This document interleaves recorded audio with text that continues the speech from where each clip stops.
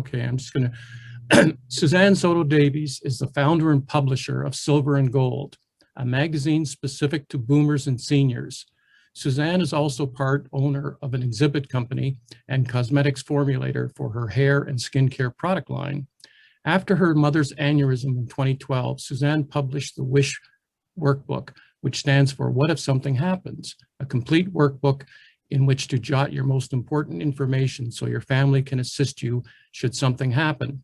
Suzanne has been publishing Silver and Gold magazine for seniors for 15 years, and she's going to share with us how focusing on the mature market demographic has changed her life and how through this journey, she has been able to better the life of others. Suzanne will also speak about her WISH workbook and why it's imperative that everyone, regardless of age, write down something, their most important information, and how to keep this information safe. Suzanne? Hi, thank you. I hope everybody's doing well today. It's a beautiful winter, cold day here. I'm in Burlington, you're in St. Catharines, and I'm really glad to be here to share this message with all of you. As the introduction stated, I am going to share a very personal story with all of you because it's very dear to my heart, and I find it imperative that everybody understand why I published and wrote and compiled this WISH workbook. WISH, again, as Duncan explained, is an acronym for What If Something Happens. And it was very fitting because of the story that surrounds it. So to give you a little bit of background again, I began publishing Silver and Gold magazine. It will be on its 15th year. And this was, I guess my grandparents were sort of to blame for this because they were wonderful people and who 25 or almost 30 years ago said to me, you know, there isn't something out there that's specific to our needs and lifestyles and demographic. I believe Carp magazine was being published then, but it was the only one. There were only 2 in Canada at the time. Carp was one of them. And so I thought it would be very interesting to publish a magazine for this demographic. And as I mentioned, my grandparents were very dear to my heart, and visiting them was like joy and educational. A joy because my grandmother made the best German apple cake, and educational because at their home there was nothing really to do except for do puzzles and play cards.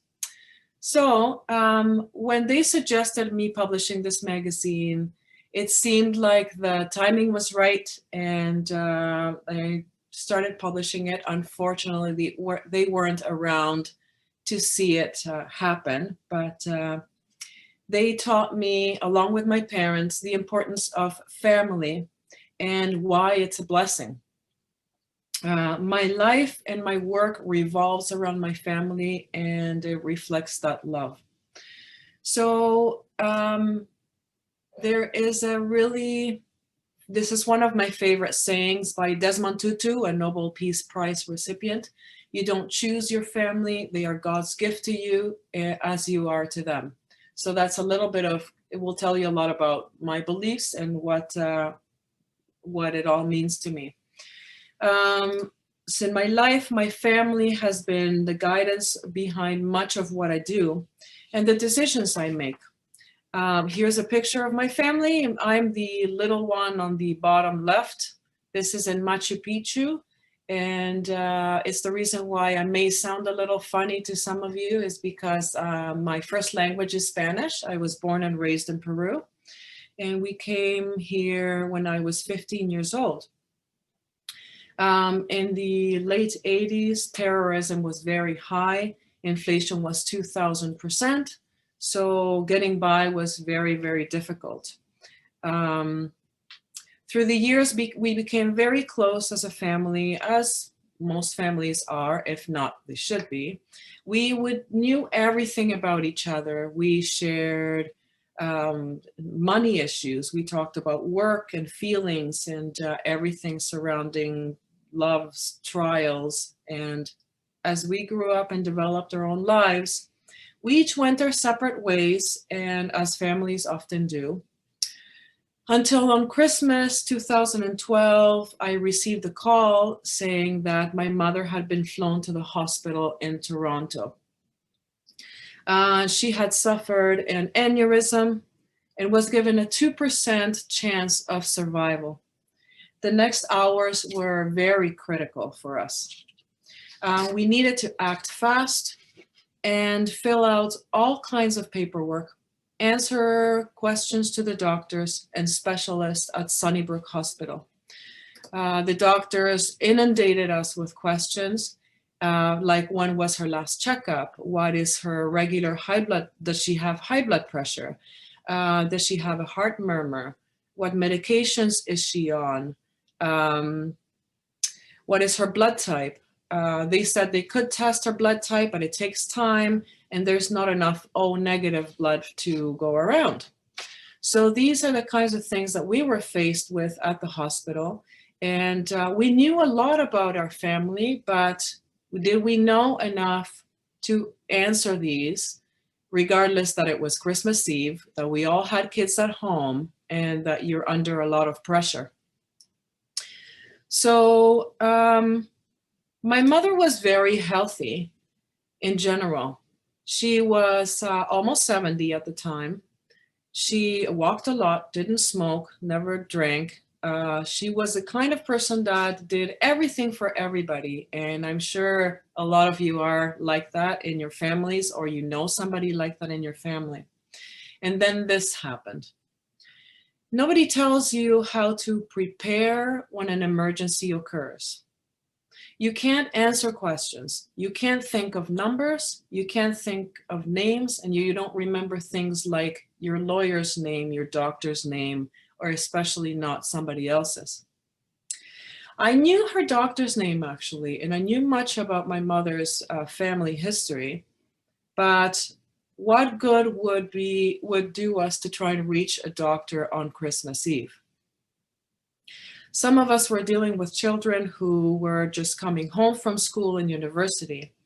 And we had to explain to them what was happening at the same time as we were dealing with hospital and doctors who needed answers. Other people were asked 100 critical questions in 100 seconds, but what felt like dozens and dozens of doctors. We had to arrange for my father to get there, as my parents lived 4 hours up north in Haliburton at the time. So my mother was flown from Haliburton to Sunnybrook Hospital in Toronto, leaving my father at home, who was legally blind and not able to drive himself anywhere. They had no neighbors nearby, plus again, it was Christmas Eve. So she was in a coma, she was non-responsive. They had to operate on her, and they had to do a risk surgery that it was, the name escapes me right now, but where they had to go in from the groin all the way up around her heart into her brain so that they could implant a small coil that was 3 millimeters in size and expanded enough to relieve the pressure of the aneurysm with a 2% chance of survival. Thanks to much hefty prayer and fantastic doctors, my mother made it through the first 24 hours. The next hours were critical. She was grossly underweight. The doctor said, by the way, that as you age, you need an extra 20 pounds on your body, because in case something does happen, your kidneys suffer, your lungs can suffer. So don't feel so bad about gaining a few pounds over winter or even during COVID, because that extra weight is very necessary. My mother didn't have that at the time, but she did make it through. And this is what she looked like after the surgery. The next week was crucial. Then the next month was crucial. It was critical. And after a few months of being in ICU, she was moved to rehabilitation for 2 additional months. She had to relearn how to sit, how to walk, and gain her strength and gain some weight so that she could function properly, so that her brain would be able to function. After that time, she was sent home without any support from the LIN at the time, formerly called CCAC. She was not allowed to drive. She was not allowed to use the stove, the toaster, or the microwave. She could not remember if she had eaten the night before or if she had turned on the washing machine. So even things like using the stove became very dangerous. And again, she was 4 hours up north from where we were. She had temporary moments of memory losses that she called lagoons. There were ponds of memory that she could not remember, and that lasted for over a year. Her balance was challenging, but then again, she was alive and she was with us. So altogether, 6 months. The next set of questions popped up for us. We had to figure out during all of that time, 4 months in hospital, 2 months in rehab, and the next year with her challenges, how do we get into her bank accounts? Which bank accounts did she have? How did she pay her bills? By email? Did she pay them by mail? Because again, my father needed support. He was legally blind. He was hard of hearing. Plus, we needed to figure out how to look after her home, their pets, their plants, the garden, the car, the insurance. Where did their pension come in? To which account? How were they owed money by somebody that we needed to look after? What kind of home care agreements did they have in place, like even gardeners or medical care? Who else had a house key for them? So was there insurance in place that we could get assistance from? What about her care and assistance with that? What about the powers of attorney paperwork? We actually, unfortunately, did not have any powers of attorney paperwork in place. I was in Burlington with 3 young daughters and 2 businesses to run. And there's always one in the family that has to figure things out, and that was me. I had to hack into my mom's bank account to get passwords. Oh yes, you can do this. And I can share to you how that's done. If you're in somebody's phone and you cannot access their email, you say that you forgot your password and it will resend it to you. So thankfully for that little tidbit, I was able to access my mom's bank account and I was able to pay her bills. And I was able to keep her things going like heat and water, all while she was 4 hours away. So these boxes actually show you the amount of paperwork that I gathered over time with my mom's documentation, all while she was being in hospital and in rehab. And this is where the Wish Workbook started. For me, it was a labor of love. It wasn't about dying, and it was about living and supporting those who you love if or when something does happen to you. Because in case of an emergency, the will was not going to help us.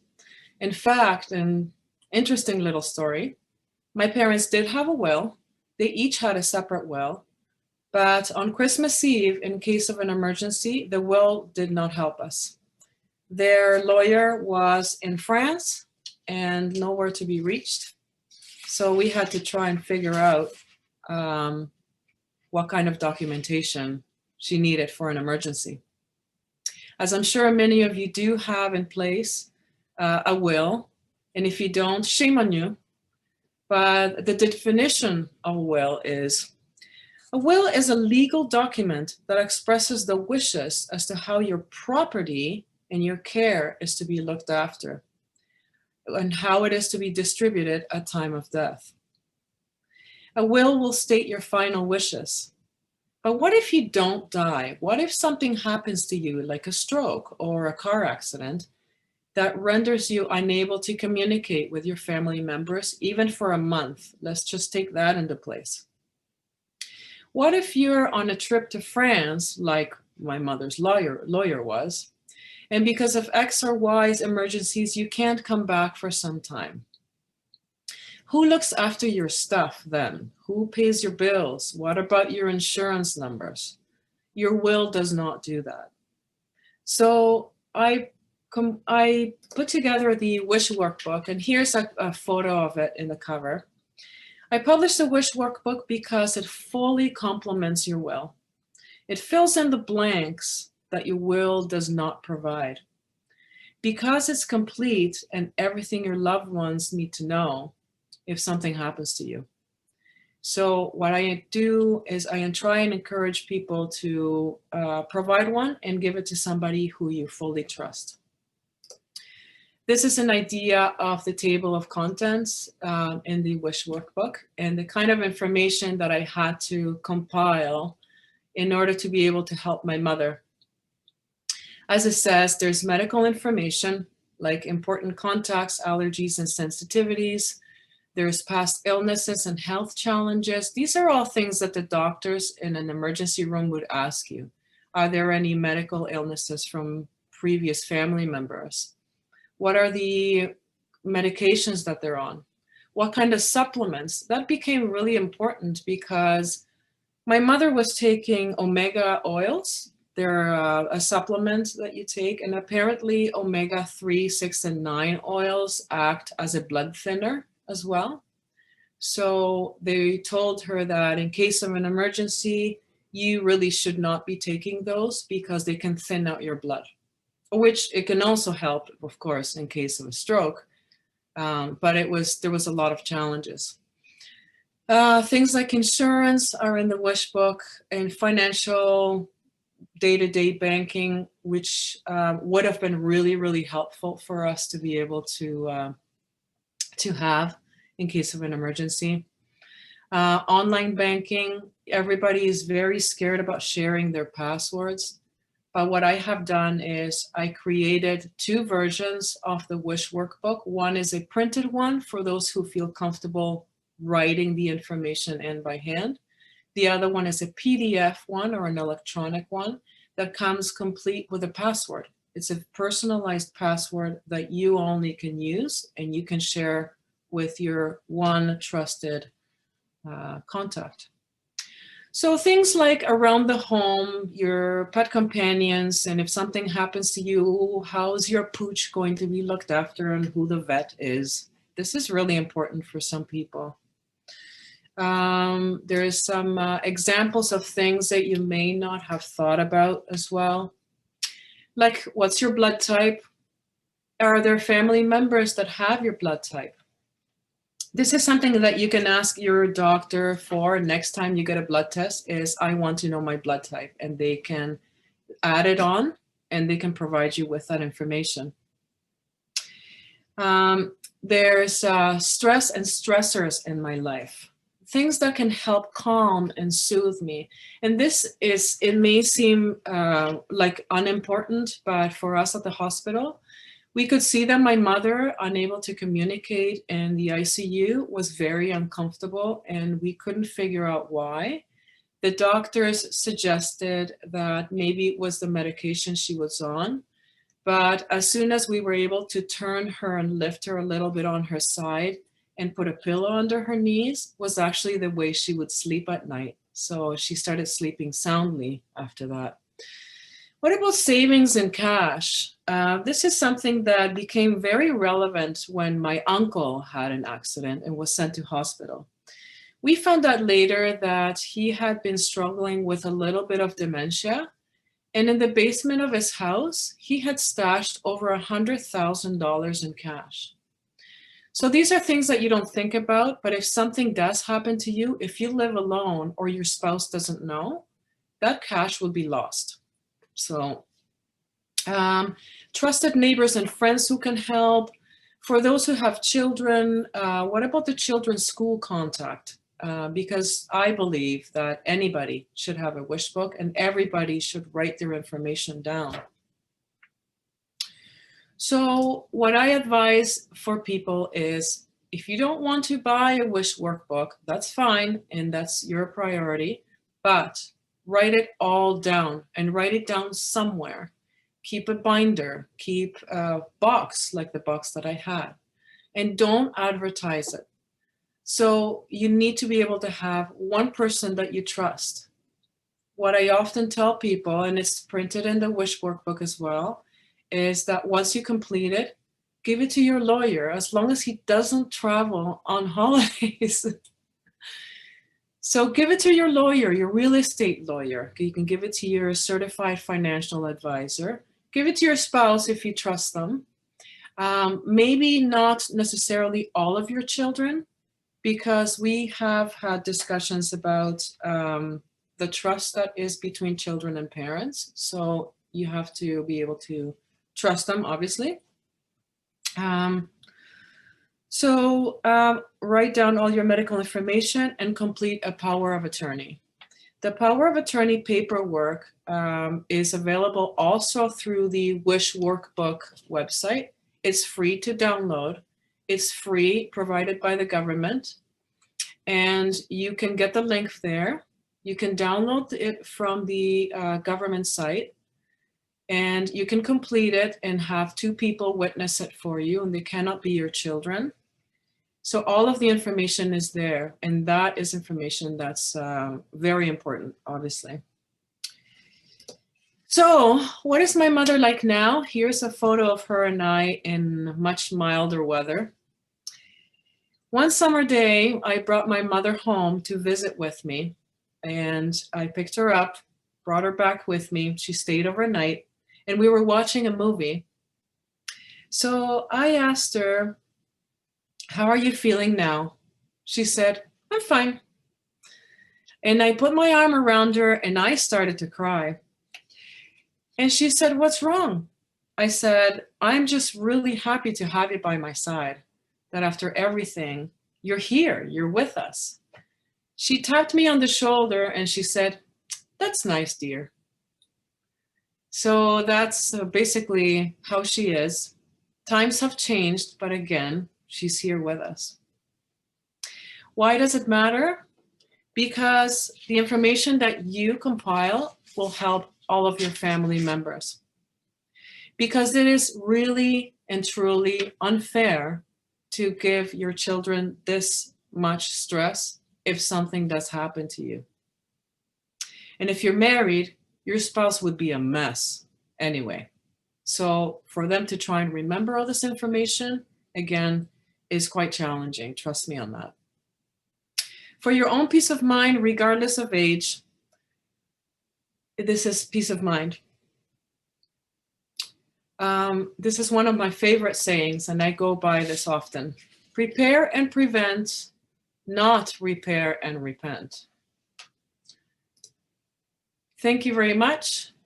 What I suggest is that we are able to have an open communication. I'm curious to find out from some of you if you have any questions as well.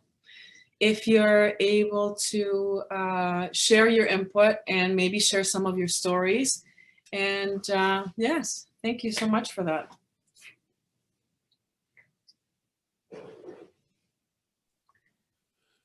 I have a question. Yes. Would it be possible just to repeat the www.wishbook site? There are 2 websites. One is called wishworkbook.ca. And I can send this information after as well by emails to Russ or Duncan, and he can share that with you.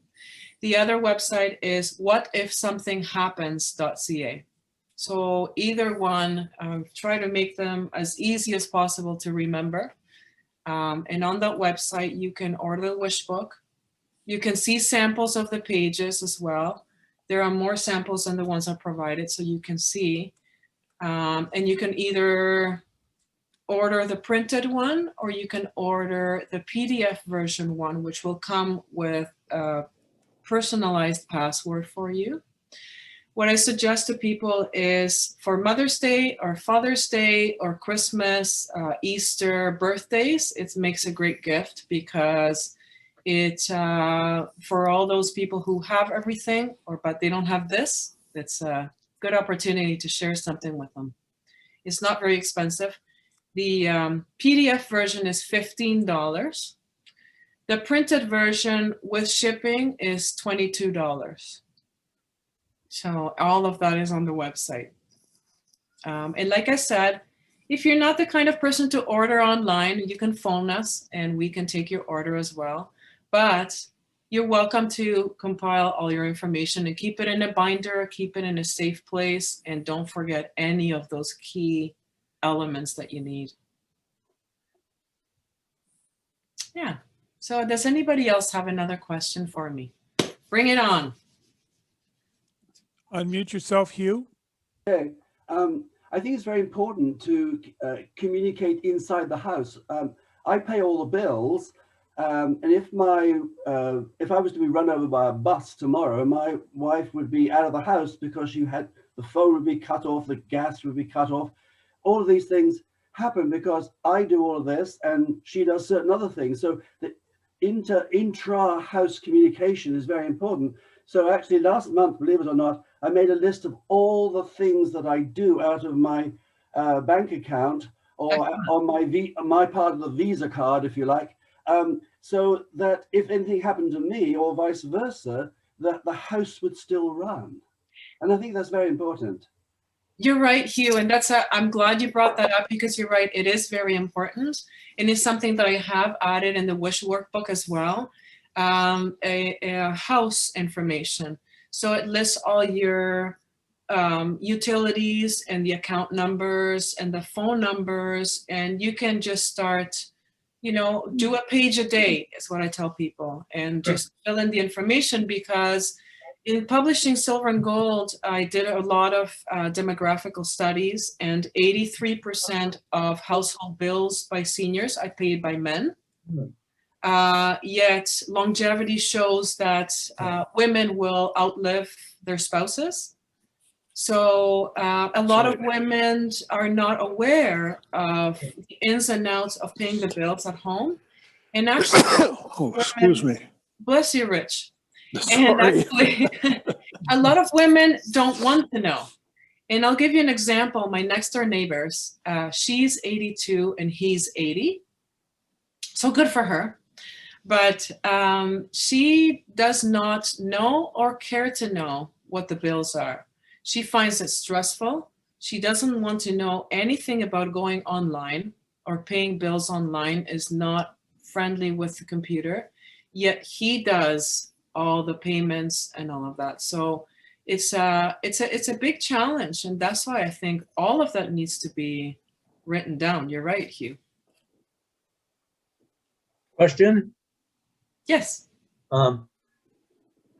How strenuous or tough would it be for you to give us a quick run through of one of the Silver and Gold magazines, just table of contents, whatever?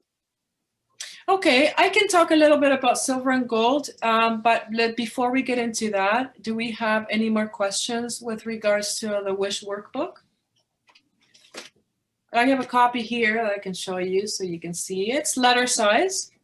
And as I mentioned, it does have, one of the things that I'm proudest of, it does have links to the powers of attorney site, which is provided by the Government of Canada. You are allowed by law to fill in all your own powers of attorney paperwork.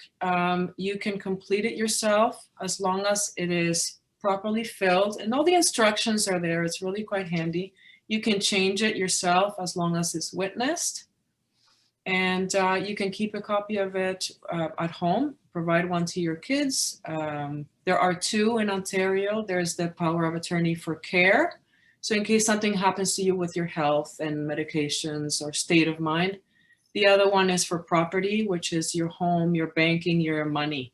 So because of that, and something that Hugh was talking about is sharing that information at home. But a lot of people are a little too open with their family members about their wishes and their banking and their passwords. And there's a lot of people that take advantage of seniors. So I just wanted to say a heads up for that. Make sure you trust in the person you share the information with. So yeah. Any more questions from anybody on the WISH workbook? Suzanne, is that publication, is there a subscription or to your like CARP, or is it So, you just pull it up online?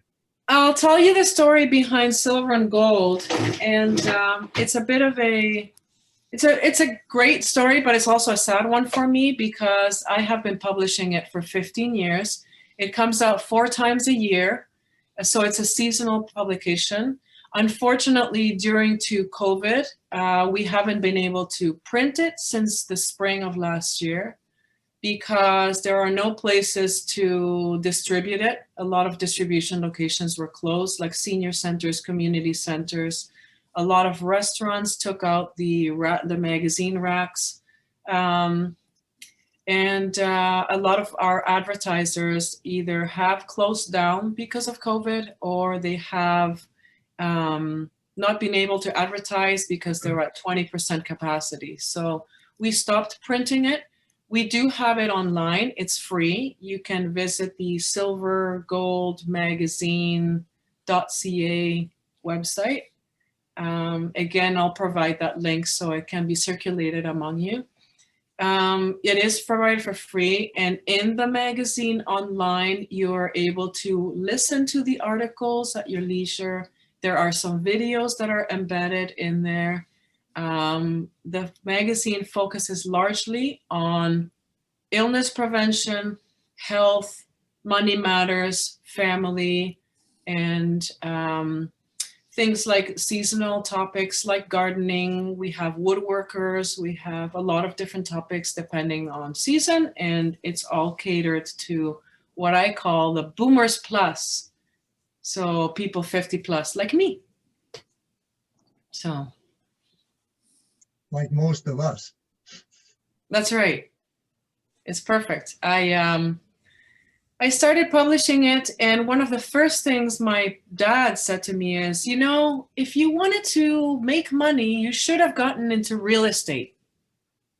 So I made that mistake, but that's okay. It's been a labor of love, and I've learned a lot about the demographic, and I'm heading there. Obviously, I have 3 daughters, 2 of them in university right now, and as I see myself aging, my husband's a senior, and so we know a lot about the topics, and we research a lot about the topics, and putting something together like the WISH workbook was very important to me.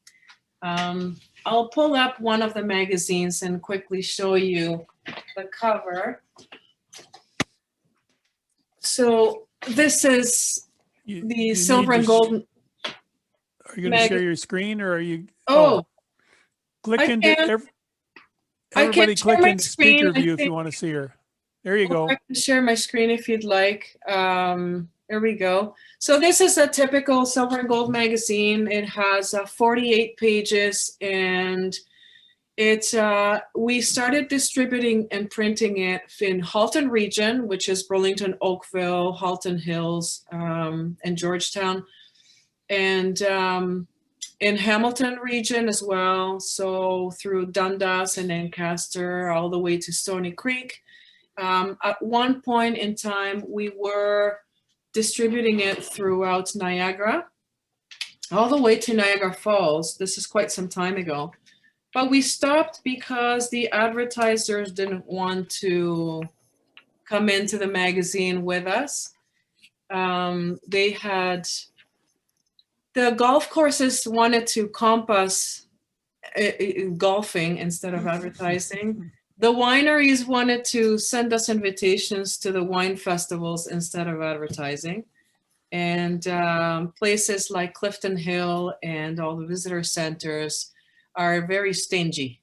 So, so we pulled from Niagara region, unfortunately, and we have a lot of subscribers to our online magazine. they receive notifications when the magazine comes out, and they receive our monthly newsletters that we send out with updates and videos, and that's always fun. So if any of you are interested in Silver and Gold magazine, I encourage you again to just take a look at the website. It's called silvergoldmagazine.ca. And this is being recorded, I believe, so you'll be able to go back to the recordings. Yes, thank you. Yep. One comment, it's Russ Milan, and one comment I would make is that my first wife insisted long before she got terminally ill on us doing what she called a living will. And we did a living will. And when she passed after a long illness, it was invaluable in dealing with her family, who had a lot of other ideas of what to do after she passed. And I just waved this will in front of them, and it made life so much easier. And the wish book that we're talking about here is an expansion of what we did then. Highly encourage everybody to build a document and stuff like that. I think it's a fantastic idea to complement your will and your power of attorney and power of care. Right. You should definitely have power of attorneys and power of care, because those enable those you trust in your family to take care of you when you can't help yourself. So those are essential. And I think the living will type concept, or the wish book, which is an expansion, great expansion on it, is well worth doing. And that's my experience from my family. Thank you, Russ. I appreciate that. And that's very good insight as well. I've talked about this and I've researched it, and unfortunately, statistics show that just close to 60% of seniors, that's age 65 plus, will have a will prepared. And I've presented on this topic at many different venues, and I've had people raise their hand to see how many will have a will. And I've had a showing of about 80%, with about 10% people coming to me after and saying, I didn't really have a will prepared because I felt too embarrassed to, but so I had to raise my hand. So, which, you know, it's fine. For me, it's I figured if I can encourage one person to prepare a will and spend the, whatever it is, $400 or $500 to have one done, then great. Otherwise, write all your information down in something like the Wish Workbook, which is $20, and that will get you started. Just a question. What would your comments be about a person who might act for patients, either advanced age or whatever, who might be better served in going to the doctor to be accompanied by the person, or to have a form saying that these are the questions I prepared with some assistance to have a better discussion with the doctor? I think that question is obviously very personal to each person. There's some people who don't want anybody else there, and there's some people who would need somebody to assist them. So what you're talking about is, if you are going to see the doctor, to have somebody accompany you and help you prepare questions. Is that that's one big part of it. The other part would be that you'd have someone a week or so ahead who would work with you on what to focus on and to enhance the 4 or 5 questions that you might want to ask, unless the doctor is limiting you to 2 questions. Well, and I think that's a big issue in the medical system, and especially now, if any of you have spoken to your doctors recently online or by phone, it's very challenging because as it is, you don't have the face-to-face, and you don't have a chance to digest what they're saying and the advice they're giving. So what I would say is, if you can prepare ahead of time, then go for it. And as long as the person that you're getting to assist you is somebody that you can trust, I would recommend that, because and I mean, I've talked about my next door neighbors. She's 82 and he's 80. we've sort of adopted them as grandparents or as parents because they don't have children. They don't have any family. They're British. So we help them. I've done that for them as well. So I've gone and sat down with him, and he has a bit of an issue with remembering some things. So I've sat down and I've made suggestions. What about asking this to your doctor? And what about getting this feedback to your doctor? I've even suggested, like now, I've even suggested asking your doctor if you can record the conversation as you're talking with them, because it's hard to remember everything on the phone. One last comment. I apologize for hogging the discussion. That's okay. A key word you just used was prepare. Right. My belief is that the more ready you are in going into the consultation, you'll get the bigger bang for your buck. And my doctor and a few others I've talked to who see me coming, they don't run. They know I've got a little book I keep records in and questions. In terms of, I'll say to my doctor, okay, you're ready for the 6 questions, because he knows we can cover more ground in the 10 minutes it would take than if I hadn't prepared. So I just say that's been very valuable for me. Well, and I think that goes back to what I had suggested, that one saying, prepare and prevent rather than repair and repent. So it's all about preparation, and we have to realize that nowadays our medical condition and our illnesses, it's all in our hands. It's up to us to research, to speak to as many specialists as possible, to look at things online, to speak to alternative medication providers. And, for us, the doctors are running thin. Their time is limited. They're being spread out. So you can't necessarily depend only on your family doctor. You need to talk to specialists. You need to push for that. It's got to be in your own hands. Going on Google can be really helpful. In fact, my family doctor, who I've known since he was a teenager, said to me about 5 trips ago, in terms of the medical condition we were talking about, he said, "Oh, what did your Google doctor tell you?" That's right, Dr. Google. So that can be Dr. Google can be a plus and a con, because there's a lot of erroneous information. And I can tell you, being a writer and writing and publishing for a magazine has taught me that the amount of people that are online calling themselves writers and making up information can be really scary. So you have to really know and do your homework. I might just make a comment. I'm a retired physician, and I have witnessed and taken part in many of these specific instances you've referred to. A couple of points I make is, number one, most family physicians, I was a urologist, but most family physicians, as you say, limit the spectrum to 2 or 3 questions or whatever. And even if you are extremely prepared, show up with a big list, it's tedious with a busy office to process all of those requests. One of the things that's happened in the last several years is the development of nurse practitioners who are not physicians.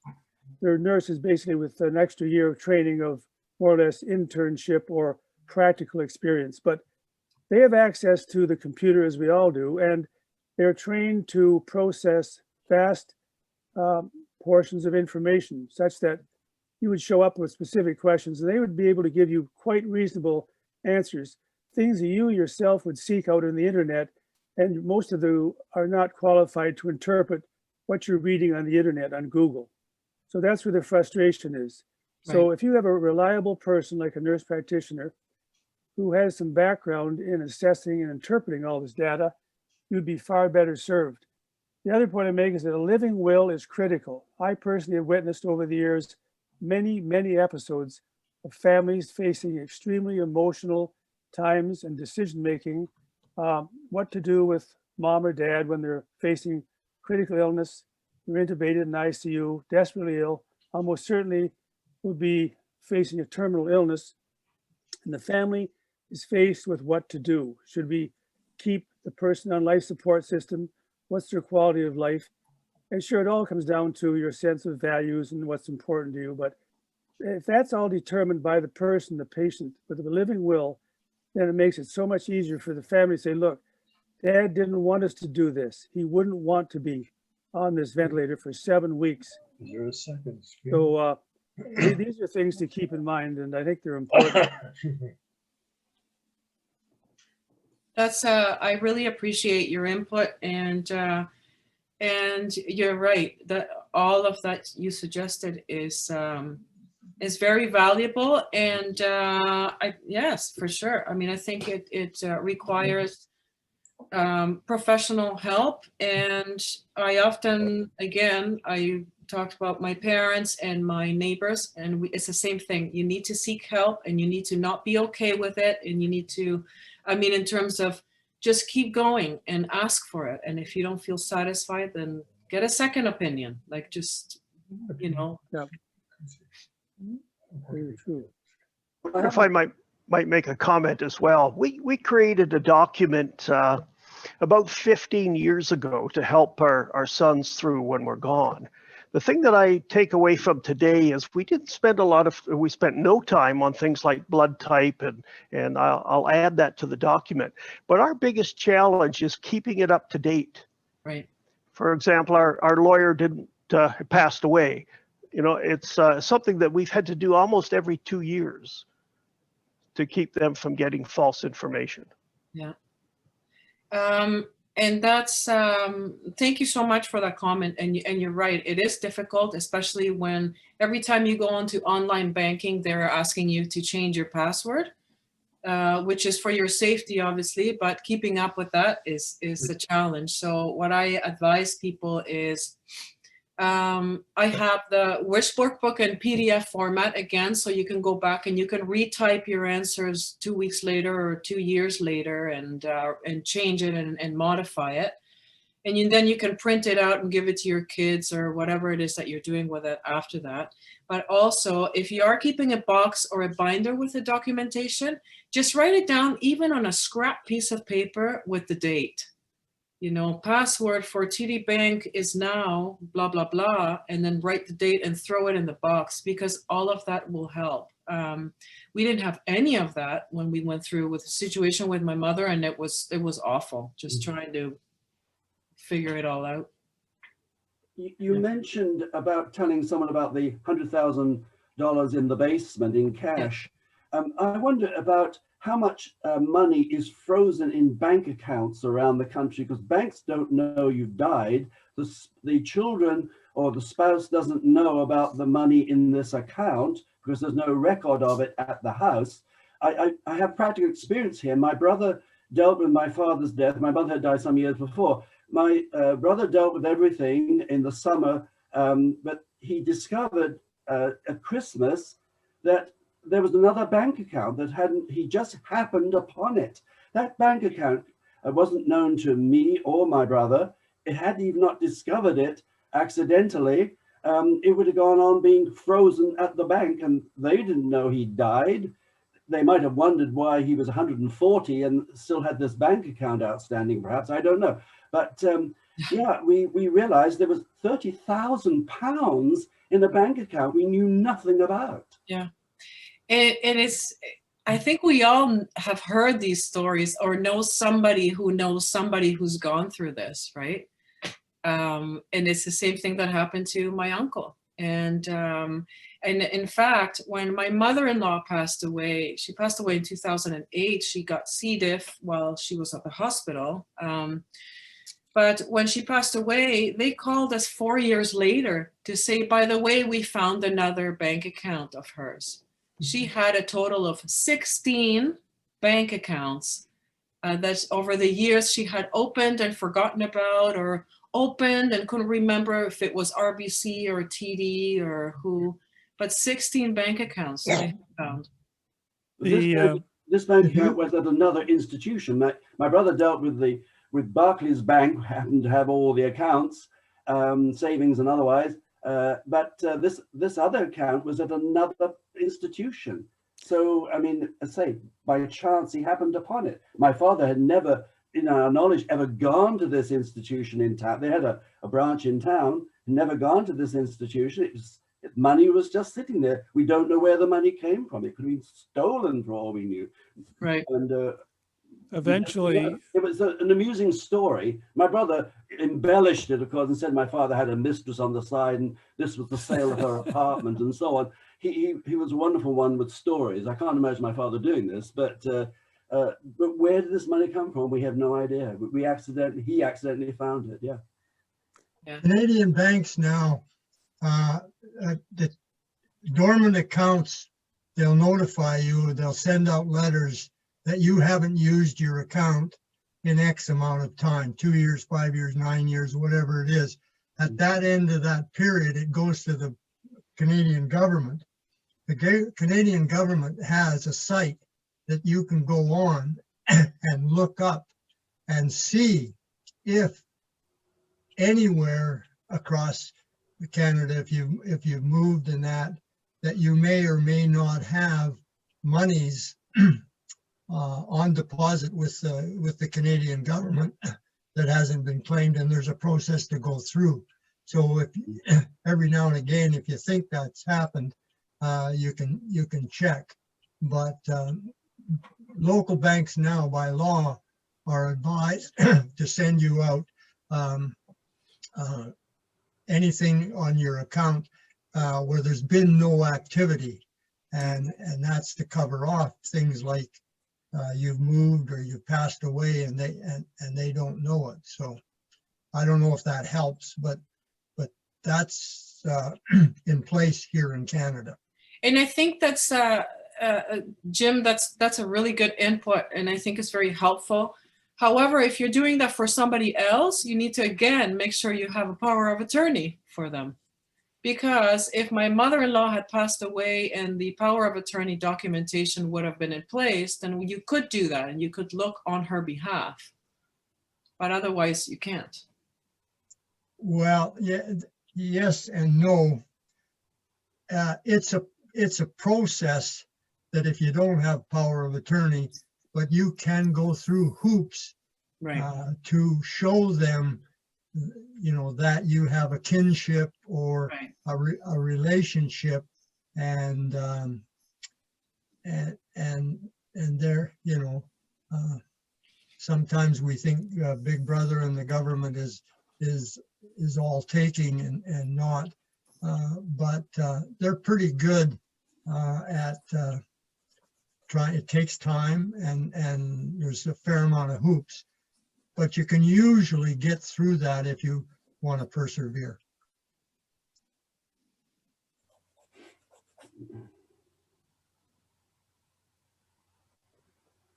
So does anybody have any more questions?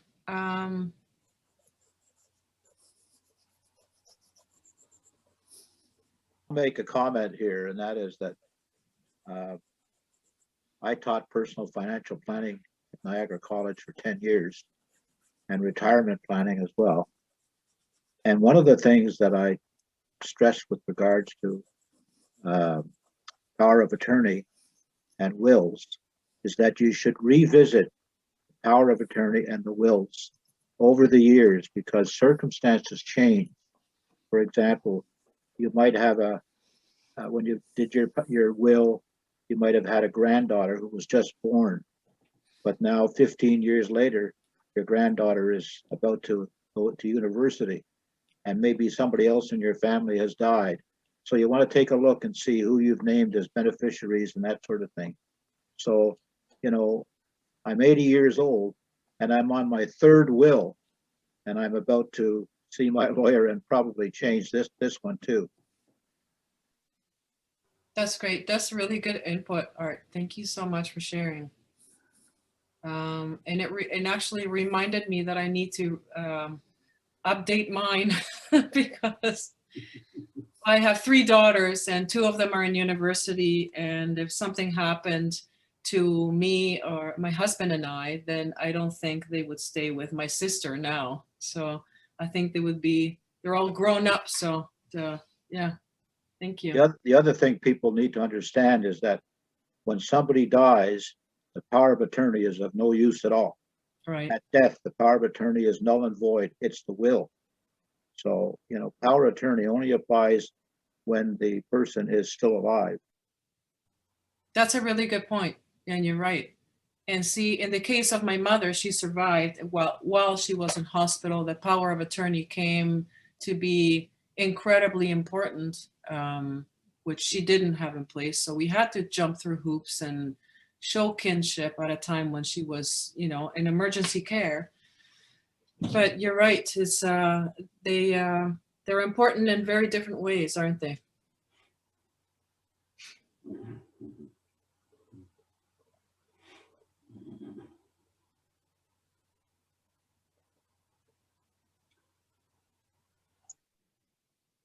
Okay, Duncan.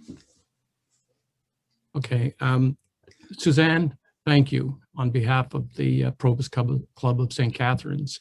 I will be mailing you today a thank you $30 LCBO gift certificate. Oh my goodness. And hopefully, if you decide to have a sip, it'll be upstairs in your cool office, and that might warm you up a bit. Anyways, thank you. Your personal caring and your concern and emotions certainly came through, and I think it was greatly appreciated by our group. Thank you. Yeah. Thank you so much, everybody. It was great to meet you all. And I took a screenshot of all of your little faces as well. So I'll have that. And there was a lot of, I see a couple of women, but there was a lot of testosterone in this meeting. So I'm very flattered. Thank you so much. And I will have a little scotch for you when the time is right. Good choice of drinks. Yes.